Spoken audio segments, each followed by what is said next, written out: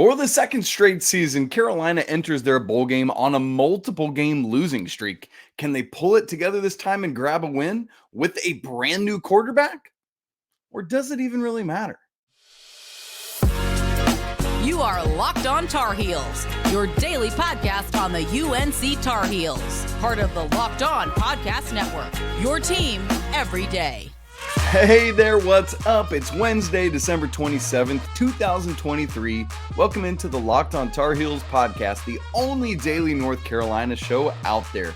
I'm your host, Isaac Shade, and I want to thank you everydayers in particular for joining us today to get your Tar Heels every day. This episode's brought to you by FanDuel. Make every moment more. Right now, new customers get $150 in bonus bets with any winning $5 money line bet. That's $150 if your team wins. Visit FanDuel.com/lockedon to get started.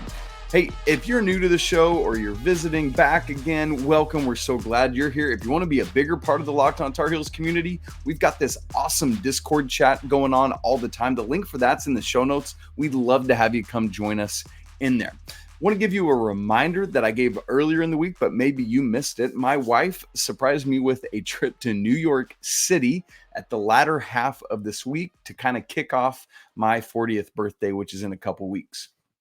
That being said, I'm actually going to miss the bowl game. So tomorrow's show, Thursday, will not be a bowl game recap. It's a pre-recorded show that's going to be with Coach Pat Kilby. We'll be talking about other stuff.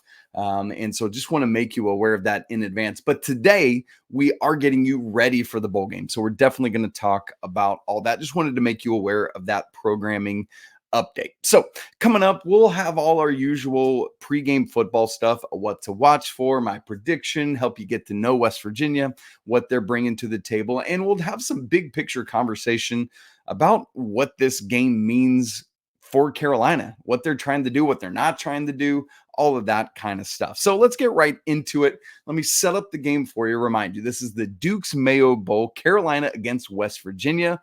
As of right now, FanDuel line, West Virginia -6.5. I was kind of surprised by that. I think they're just like, oh, hey, Drake Maye's not playing for Carolina, so let's make this line real big. Over-under is set at 54.5. The game is at 5:30 Eastern tonight on ESPN. Obviously, it's in Charlotte at Bank of America Stadium. So here is the big picture conversation that we need to have to prep for this game to help kind of put ourselves in the right frame of mind for it, like what to expect from Carolina. Because here's my big question. What will UNC's offense be without Drake Maye? I think a lot of us are very aware of the fact that over the course of the past 2 seasons, without Drake Maye, with all due respect to every player and every coach and every support staff that is part of this program, without Drake Maye, I don't know that Carolina's even done half of what they've done as far as success. In fact, let me give you some of this year's stats. Entering the postseason, they are the 4th ranked offense in all of FBS. They're averaging 503.9 yards per game. They're averaging 36.6 points a game, 15th in the FBS. They're 8th in FBS in passing offense, one of just 13 teams averaging 300 plus yards. Carolina is the only ACC school with 3 pass catchers in the top 20 in receiving yards in the conference. That's Tez Walker, that's JJ Jones, and that's Bryson Nesbitt. The problem, as you know, as you hear me read those names, only one of those guys is available for this game tonight. That's part of what we're talking about. There are only 4 teams in all of FBS. This is the entirety of FBS that eclipsed 2,300 rushing yards and 3,600 passing yards this season. Those teams are LSU, Oregon, Texas, and North Carolina. That's it.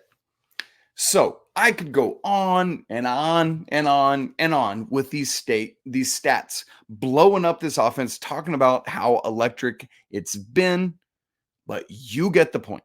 Again, so much of this is due to Drake Maye and all the guys he has at his disposal.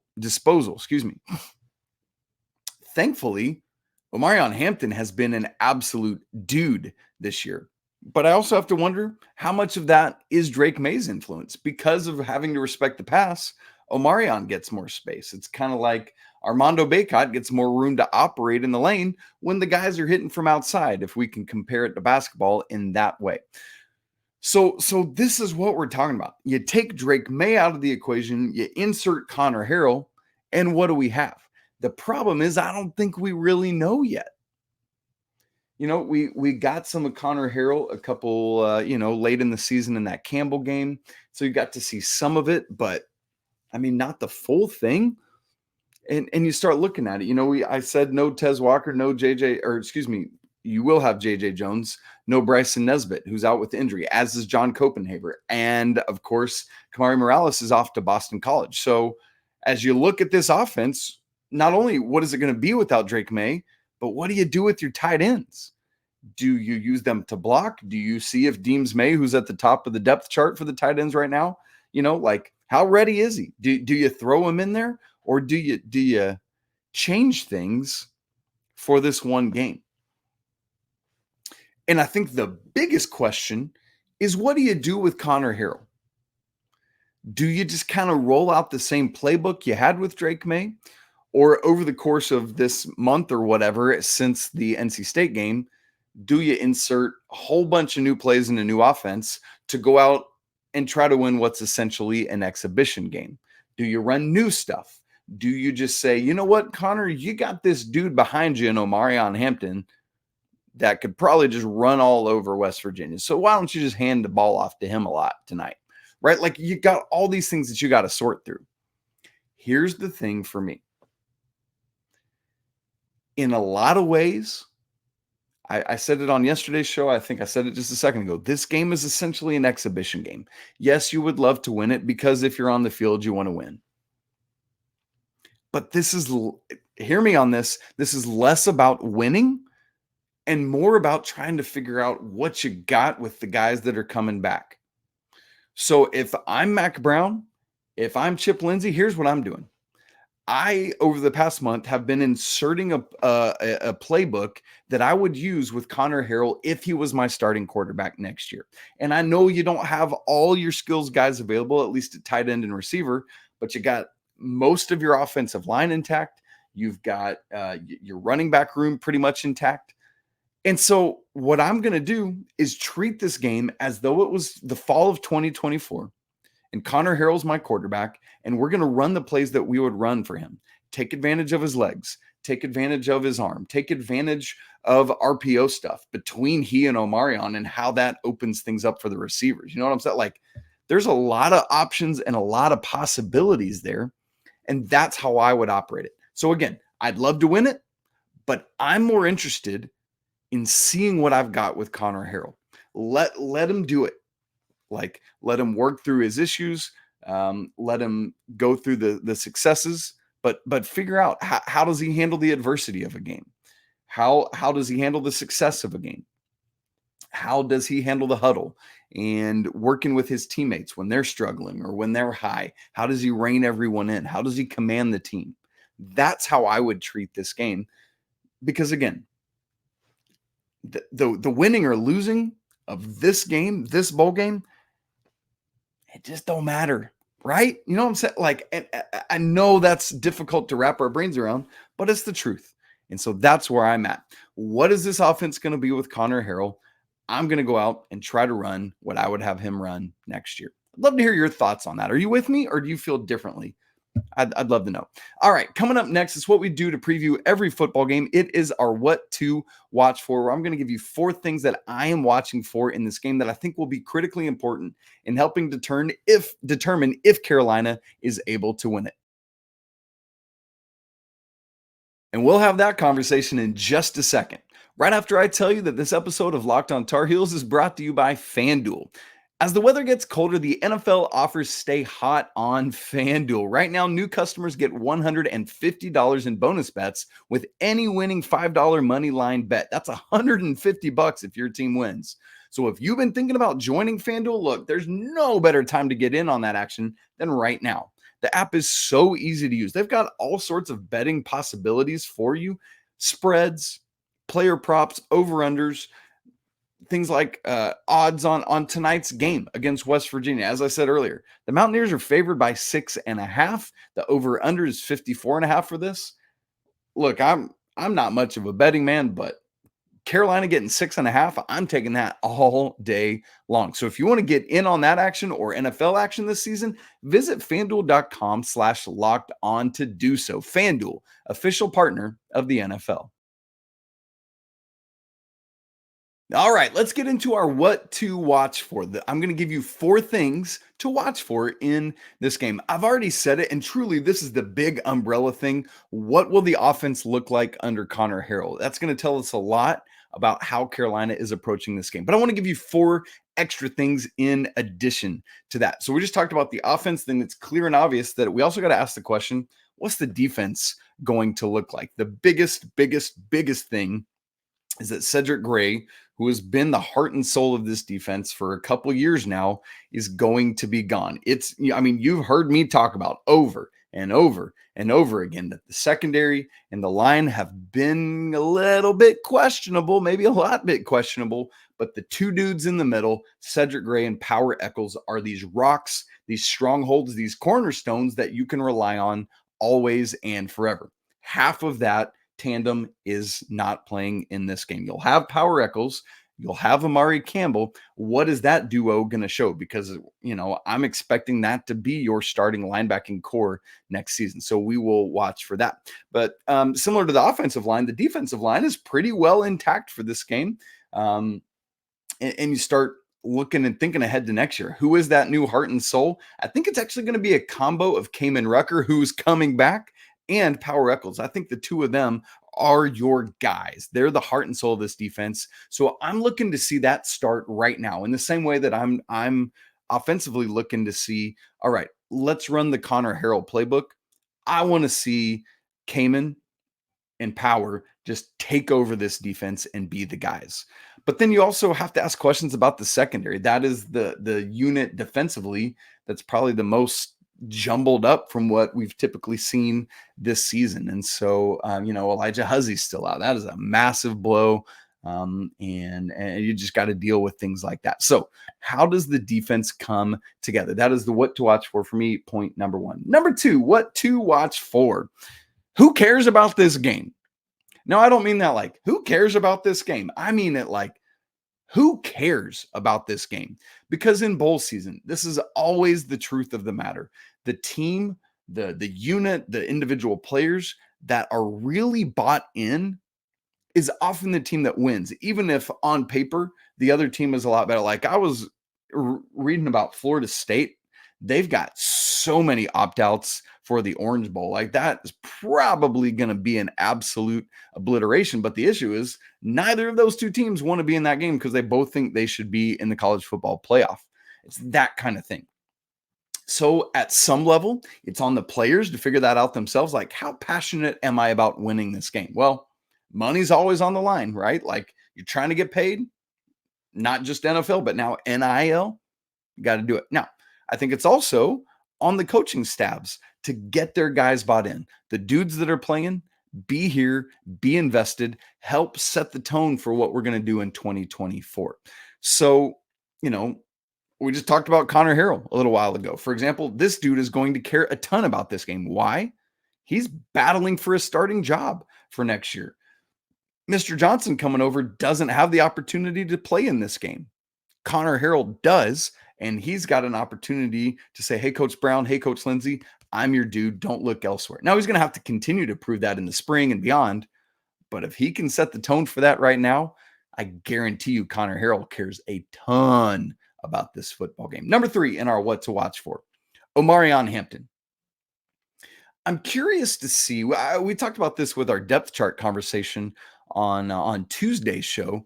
How much will the coaching staff rely on Omarion Hampton? I can see this going 2 ways. Number 1, because Connor Harrell doesn't have all the reps under his belt, it's like, look, you got Omarion Hampton behind you. Just hand him the ball, let the line clear the way, and let him go. Connor, use your legs, and the 2 of you play off each other like Lamar Jackson would with his running backs, for example. But on the other hand, I could see them saying, look, we've got Omarion Hampton, and we don't want to risk doing anything to screw up his health or anything ahead of next season. So we're going to utilize him, but we're also going to use a very healthy dose of British Brooks and Caleb Hood as well. You see how, like, I could see the coaching staff going either of those ways. Some of it might be game script. Some of it just might be a feel. I don't know. We're going to have to wait and see, but that's something I'm waiting to watch for. But as for Omarion, I think a couple things we're definitely going to see. Right now, he has 1,442 rushing yards this season. That is good for third all time in a single season in Carolina history. He's just 21 yards shy of moving into second place. So I think, like those, honestly, during the regular season, you don't care about stuff like that. But in, again, what's essentially an exhibition game, those are the things you're going for. Like, if I wouldn't be surprised if, like, Coach Brown's like, look, Omarion, we're going to get you that yardage, and then we might just start getting a revolving door in the backfield, right? Things like that. But Omarion, I mean, gosh, 9 All-American teams he made this year. And I think Carolina's usage of him will indicate to us their level of desire to win this football game or just see what they got. If Omarion is the bell cow, it means Carolina is trying to win this game. Number 4 in the what to watch for. Here we go. We've talked offense, we've talked defense. Let's talk the third part of the game, and that's the special teams factor. It's critically important in these types of bowl games to watch what happens with special teams. Why? Because, again, at this point, what have you got to lose? And so coaches, more often than they do in the regular season, are like, yeah, let's run a fake punt. Let's run that trick play that we got up our sleeve in, particularly on special teams. Let's throw an onside kick at a random time that you're not expecting. Let's go for the fake field, whatever it is. These are the types of games when we see that. So either way, I wouldn't be surprised, Carol, since the punting game has changed due to injury midseason, I wouldn't be surprised, particularly in that part of Carolina's game, if that's where we see something like that happen. But when you think about it, you got Noah Burnett, who right now is the 4th most accurate kicker in all of FBS. Did you know that? It's true. 94.7% on his field goals.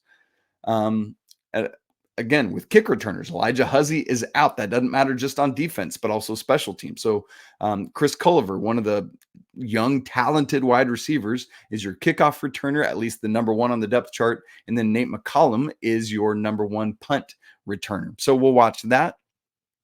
West Virginia, in particular, is number 4 in the nation in punt return defense, allowing, I think their average is 0 yards.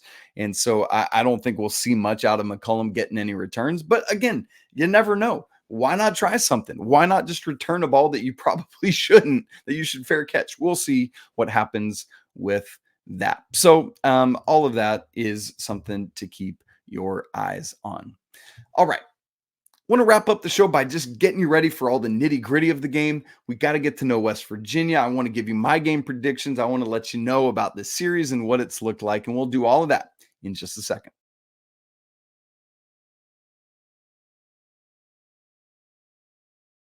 Okay, look, it's only fitting. Carolina began the season in week 1 in the Duke's Mayo Classic in Charlotte at Bank of America Stadium. Now they're going to end it in the Duke's Mayo Bowl at Bank of America Stadium. And, I say that with some funny jest in my voice, but I do think there is something to be said for having already played in this stadium, on this field, and close to home. So not only something to be said for playing in the stadium, but something to be said for it being a much shorter trip for Carolina. Not that it's massively far for West Virginia, but the Tar Heels only have 142 miles to travel from Keenan to Bank of America. Meanwhile, the Mountaineers have to go 378 miles from their stadium to Bank of America. So that's not nothing. That's not nothing. So that kind of thing can play a factor. For Carolina, as you start to think about the bowl game thing and what I talked about earlier about does it matter to win or not, this could be a factor in that decision.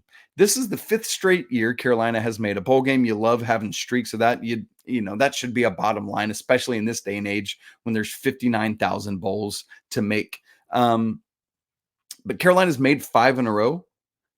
but they've lost 3 in a row. The last time they won was Mack Brown's first season back in Chapel Hill for his second go-round. They beat Temple in that game. I remember where I was during that. Like, hey, this is great. Great start to Mack Brown's postseason in round 2. And then since then, the Tar Heels are 0-3. So maybe there's something to that. Like, hey, look, I know this game doesn't matter all that much, but we can't have 4 straight bowl losses. We got to go out and win this game. They think you can't win because Drake Maye's not here. What are you going to do? It would not shock me if that was the coaching staff's mindset. Now, series history between these two teams is really interesting. This will be the 3rd time they've played, all of them in bowl games. So Carolina and West Virginia played back in 2008 in the Meineke Car Care Bowl, a game that West Virginia won, interestingly enough, in Charlotte, 31-30. And the first time they played was back in 1996 in Jacksonville in the Toyota Gator Bowl. Carolina won that one in a little bit of a closer game. I think it was 30-23. So really interesting that all 3 times these two teams have met have been in a bowl game scenario. This right now, at least, is the rubber match. Getting to know West Virginia a little bit. You've probably not kept too many tabs on them this season. They're 8-4 on the year. The losses are to Penn State, Houston, and both Oklahoma schools.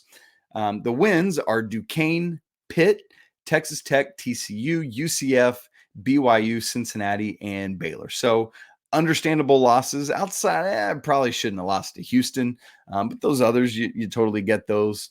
And then solid wins, nothing like phenomenal. Nobody that they've beaten that's like, oh, that's a big time win.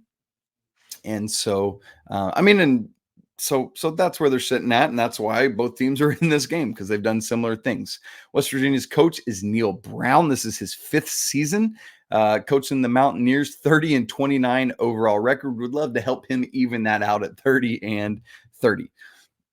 Let me just tell you a few statistical things to know about West Virginia, kind of where their strong suits are. They rank number 1 amongst all Power 5 schools in rushing yards. They rank number 1 in the Big 12 and number 2 nationally in sacks allowed, lack thereof. And speaking of which, Garrett Green, their quarterback's only thrown 7 picks this whole season. Early, I don't know that it's necessarily him, but their quarterbacks in totality have only thrown 7 picks. So they're not getting sacked much, and they're not giving up interceptions either. On the defensive side of things, Beanie Bishop leads the nation. You ready for this? In passes defensed, pass breakups, and forced incompletion. So that's going to be interesting for Connor Harrell to navigate. Would have loved to have seen Drake Maye have to navigate that.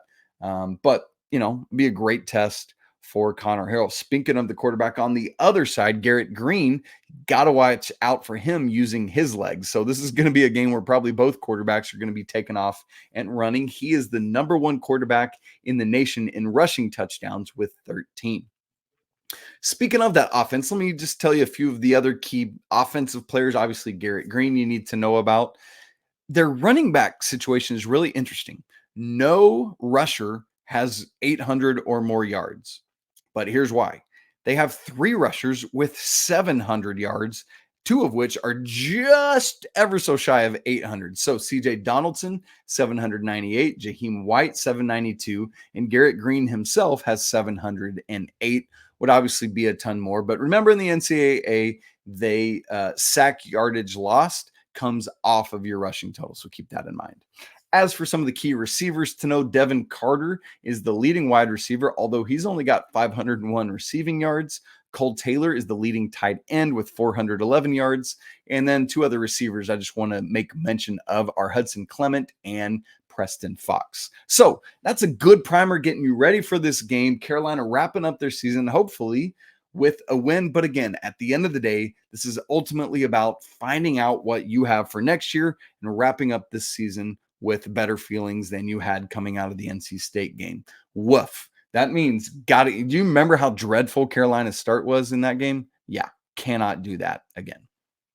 So my prediction here, again, Carolina is an underdog by 6.5 points. I said in the FanDuel read, I would take Carolina all day to cover that. But not only am I going to say that Carolina covers, but wins this game outright. So that's my prediction for it.